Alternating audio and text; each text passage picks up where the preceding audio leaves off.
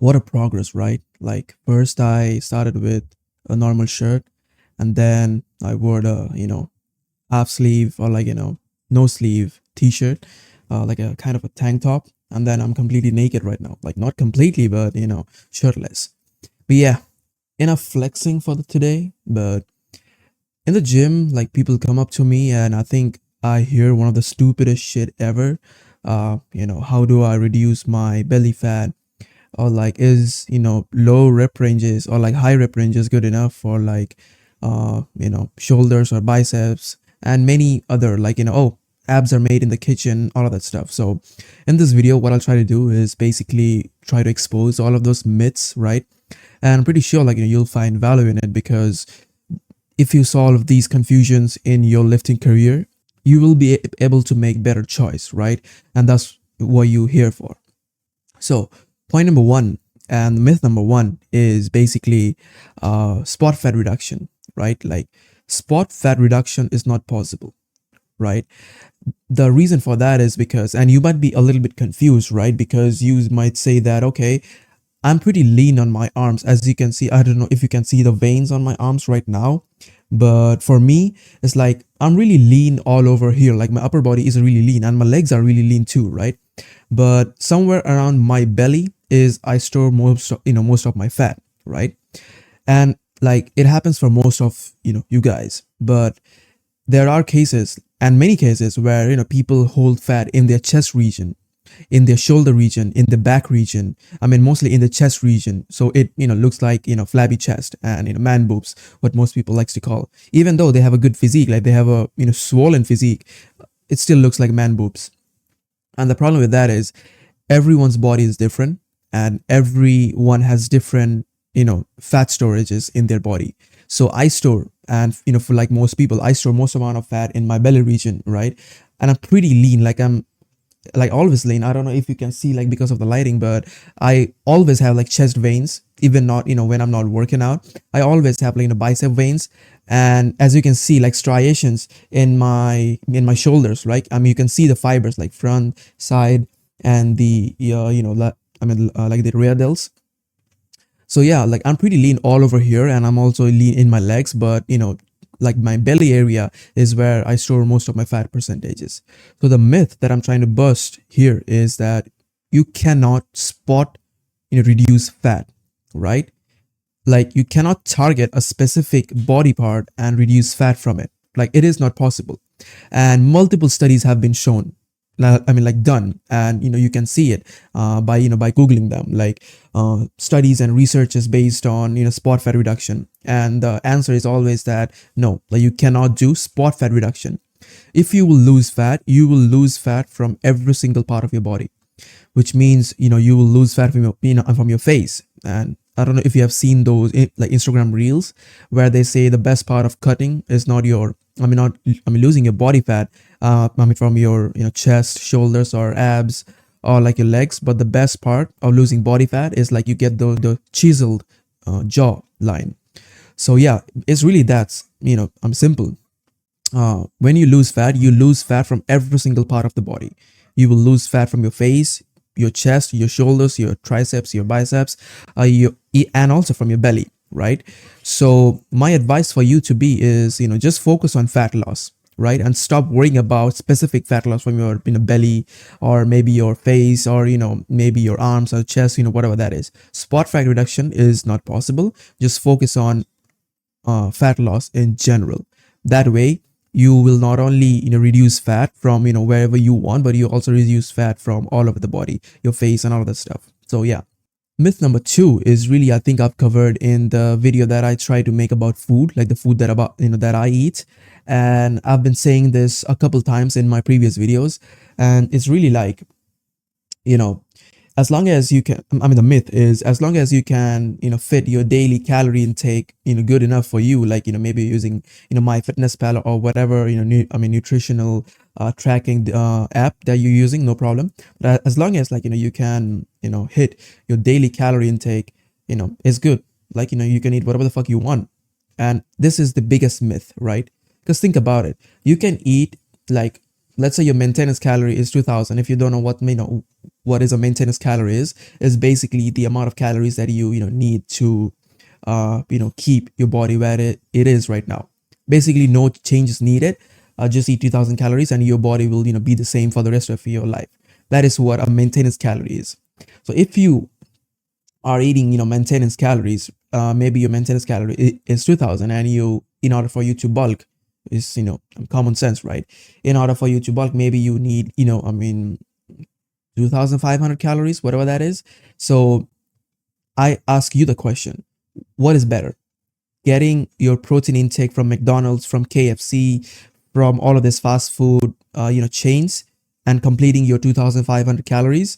Or was the better option eating clean foods, right? Eggs, chicken, meat, um, maybe even milk, right? And like rice. And so you tell me, like, what's the better option? Like eating whatever the fuck you want just to complete those 2500 calories, or actually eating clean, right? Eating with intention, right? Eating for just for the reason that it is fuel. It is supposed to serve you, not the other way around where you're addicted to food, right? So you tell me, right? Like, this is the biggest myth. This is the biggest myth that I've seen, for most fitness influencer preaching, that it is okay to have cheat meals, right? As long as you can fit that cheat meal in your daily calorie intake, right? So if you're eating like 2500 calories, just for the sake of argument, you can eat like a burger. You can eat a whole pizza as long as it fits. As long as it doesn't exceed, or like it is not less than 2500 calories. This is complete bullshit knowledge, right? No, like, you should eat clean. Like, the better, the more clean you eat, the better. And every once in a long while, sure, like every once in a long while, right? I'm not saying every once in a while. I'm saying every once in a long while, it's okay to have a little bit of burgers here and there. Maybe you go to a fancy restaurant with your friends and then just enjoy your time. It's good, but try to avoid cheat meals as much as possible. So the tip that I am trying to say and trying to convey is that it is not okay to eat whatever the fuck you want just to complete your calorie intake. Try to complete your calorie intake by eating whole foods, like whole good foods, right? Myth number 3 is really something so stupid. I kind of laugh because I was a victim to it, because I really thought about it too, which is basically people are really scared to go like full range of motion, specifically on arms, specifically on arm day, right? So, and you must have seen like plenty of videos where like people are getting bicep tears, right? Like the tendon is getting broken, or like it is tearing, like the tendon that is attaching your bicep muscles to your bone, right? So that's what is known as a bicep tear. And I'm pretty sure, like, if you have been on I'm scrolling on Instagram, that you have seen like people are getting bicep tears. And the reason for that is because they are ego lifting. In almost any case that you do any bicep exercise, as long as the weight is okay for you to go like a good 10-20 reps, right? 10-15 reps, you're good to go, bro. Like go full range of motion. None of this bullshit like, okay, yeah, I'm doing full range of motion, but my full range of motion looks something like this. No, your full range of motion should look like something like this. This is known as the eccentric portion of the muscle, eccentric portion of the exercise. This is where you stretch your muscle, right? And this is where those micro tears happen in your muscles. I've been saying this for the longest time. So, you should really focus on the strength, the stretched, like the lengthened position of the muscle, in order for you to have those micro tears in the muscle. And with time, and with recovery, and with proper nutrition and diet, they will recover into much stronger, bigger, and fuller muscle. Same thing goes with tricep, really. If you're doing tricep push down, as you can see in this video, tricep push down is really, you should focus on going all the way up, so that you're stretching the muscle, and then going all the way down. You should really focus on going all the way up, so you're really stretching your muscle. And you should focus on going all the way down, so you're really contracting your muscle. Don't just focus on the contracted position of the muscle. Focus on everything even I would say focus more on the eccentric portion of the muscle more than the contraction portion of the muscle, right? In order for you to gain, maximum muscle. Myth number 4 is really stupid, and I was a victim of it too. That's why I can relate to it, and I'm pretty sure you've been doing this. I made a whole separate video, for it, but I'll just add one extra nuance that I didn't add in that video, and that would be the more exercise that you should do, the better, results you would get, right? And it's a complete bullshit knowledge, and the reason for that is, um, I kind of explained it in the previous video, but the reason for that is just pick 3 or 2, not 2, three is the like the sweet spot for you. Just pick 3 good movements, 3 good exercise, and just do as many sets as you feel like doing. Maybe 3. Don't go overboard. Like I said, as long as your your total number of sets per week is not exceeding 20 sets, right? As long as you're, I'm keeping that in mind, do as many sets as you want in a single working session, right? So yeah, don't do too many exercises. I used to do, when I started the gym. Am I saying that, you will not gain any muscle? Of course you will gain muscle. But if you want to gain the maximum amount of muscle in the shortest period of time, right?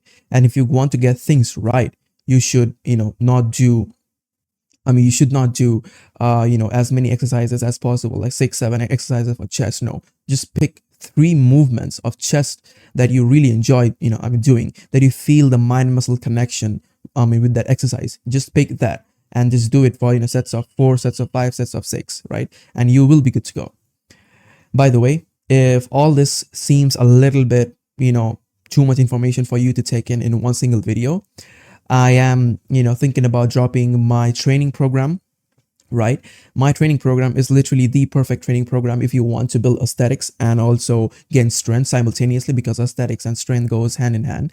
And there's not many, program in this, whole fitness community that tells you what, to do, exactly how to do that, right?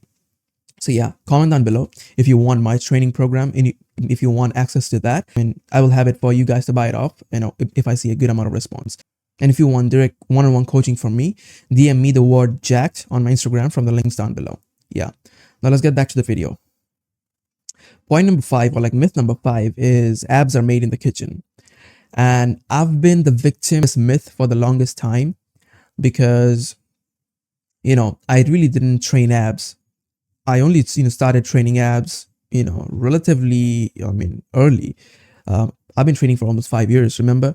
So I really started training abs 4 or 5 months ago, like hardcore training abs, I'm dedicatedly focusing on abs, right? I really used to think that abs are made in the kitchen, right? And it is true. Even if you hit abs, right, and your body fat percentage is high, you wouldn't be able to see your abs. And the reason for that is, your fat is kind of, hiding your ab muscles, right? Which is not really ideal for you to have those visible, biscuit abs that everyone talks about. So my advice for you to be is really, hit abs, right? I hit abs, 3 or 4 times a week, right? And abs are made in the kitchen. It is a myth because it is not the complete truth.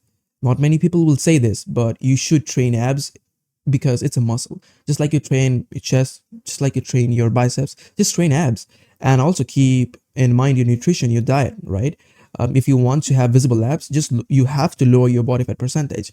As long as you do that, you will be good to go. And yeah, that's all the myths that I wanted to basically burst and expose for you to not finally have those confusions that you might have in the previous times. But yeah, that's about it. Peace.